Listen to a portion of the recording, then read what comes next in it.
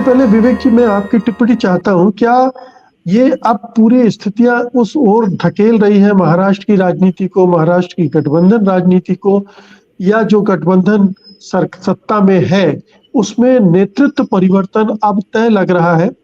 क्या आपको ऐसा लगता है? और अगर नेतृत्व परिवर्तन हो रहा है तो क्या अजित पवार की ताजपोशी का वक्त भी आ रहा है?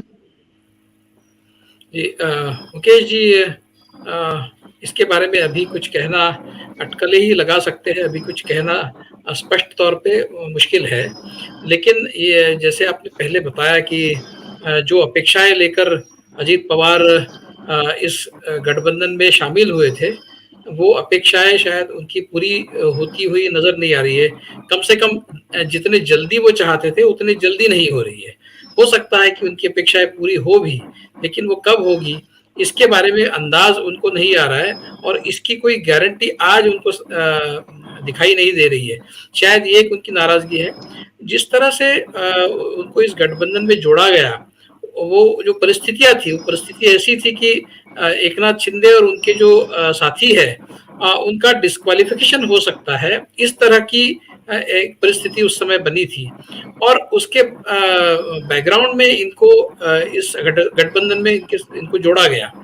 लेकिन उसके बाद जिस तरह से एकनाथ शिंदे और उनका जो गुट है वो अभी भी बने हुए हैं इस सरकार में, और सुप्रीम कोर्ट के दोबारा एक बार स्पीकर को बताने के बावजूद कि आप इसको जल्द से जल्द इसका निपटारा करें, उसके बावजूद जिस तरह से नार्वेकर जो स्पीकर है उन्होंने ये स्टैंड लिया है कि अभी इसका जो उसकी जो सुनवाई होगी वो 26 नवंबर के बाद होगी, इस तरह की कुछ भूमिका उन्होंने ली है। जबकि सुप्रीम कोर्ट ने 2 हफ्ते का समय उनको दिया था कि 2 हफ्ते के अंदर आप उस हो सकता है कि प्रोसेस शुरू कीजिए, इस तरह की कुछ बात होगी। लेकिन आप देखिए अभी सितंबर में सुप्रीम कोर्ट का ये निर्णय है, उसके बाद वो नवंबर तक ले गए हैं स्पीकर उसको। तो कहीं से भी इस बात का अंदेशा नहीं आ रहा है सरकार की तरफ से कि वो किसी जल्दी में है कि जो एकनाथ शिंदे उनका गुट जो है उनको अपने से अलग करने की किसी भी जल्दी में वो है, इस तरह का कोई भी संकेत सरकार की तरफ से नहीं मिल रहा है।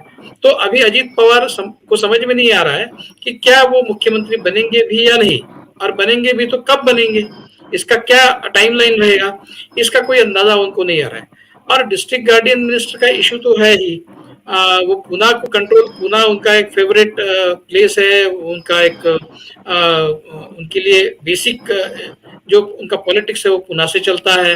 पुणे पर वो कंट्रोल करना चाहेंगे क्योंकि एक डिस्ट्रिक्ट गार्डियन मिनिस्टर के तौर पे उस जिले का पॉलिटिक्स भी पूरी तरह से आप कंट्रोल कर सकते हैं। तो वो उनको चाहिए था, वो उनको मिल गया आखिरकार। आज उसका अनाउंसमेंट हो गया। और जो कोल्हापुर में उनके जो है वो साथी हसन मुशर्रफ, उनको भी मिल गया। लेकिन रायगढ़ और दूसरा जो एक नासिक, वहां का डिसीजन उनकी तरफ से अभी भी नहीं गया है। नासिक में शायद वो दादा भूसे अभी भी बने हुए हैं, रायगढ़ में मैं भूल रहा हूँ। लेकिन दोनों तरफ एकनाथ शिंदे जी के लोग हैं। तो एकनाथ शिंदे के लोगों को हटाकर अजीत पवार के लोगों को डिस्ट्रिक्ट गार्डियन मिनिस्टर बनाया जाए, ये बीजेपी के लिए एक बहुत मुश्किल सा एक काम था। वो भी उनको करना पड़ रहा है, लेकिन उन्होंने वो आधा अधूरा कर भी दिया है। अब क्या इससे अजीत पवार खुश हो जाएंगे? तो बात यह है कि अजीत पवार कभी भी इस गठबंधन के साथ मन से नहीं जुड़े थे। हमने जैसे देखा है कि एक प्रेशर बना था, जैसा एकनाथ शिंदे और उनके गुट पर प्रेशर बना था, उसी तरह का प्रेशर इन पर भी बना था। तो कभी मन से वो इनके साथ नहीं जुड़े, और जब जुड़े भी तो उसके बाद भी वो शरद पवार से मिलते रहे, वो भी हमने देखा है। और उलट फेर होगा, इस तरह के कुछ बयान भी उनके तरफ से आए हैं। मतलब वो मुस्लिम रिजर्वेशन की भी बात कर रहे हैं। तो क्या इस तरह की बात हो सकती है बीजेपी के? तो इस तरह के जो बयान उनके तरफ से आए हैं, जिनका उनका जो कंडक्ट है वो कहीं भी प्राकृतिक तरह से वो इस गठबंधन के साथ जुड़े हैं, उस तरह का उनका कंडक्ट नहीं रहा है। तो कुल मिलाकर बहुत असमंजस की स्थिति बीजेपी के लिए बनी है कि अजीत पवार एग्जैक्टली क्या करने जा रहे हैं और उनके साथ क्या किया जाए।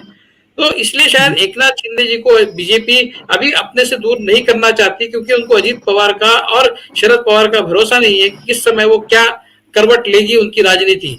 इसलिए अभी भी जो एकनाथ शिंदे उनके साथ उनको अपने साथ जोड़ने की एक कवायद बीजेपी की तरफ से हो रही है। इस पे लौटते हैं, एकनाथ शिंदे पे लौटते हैं जी, विवेक जी, इस पे लौटते हैं।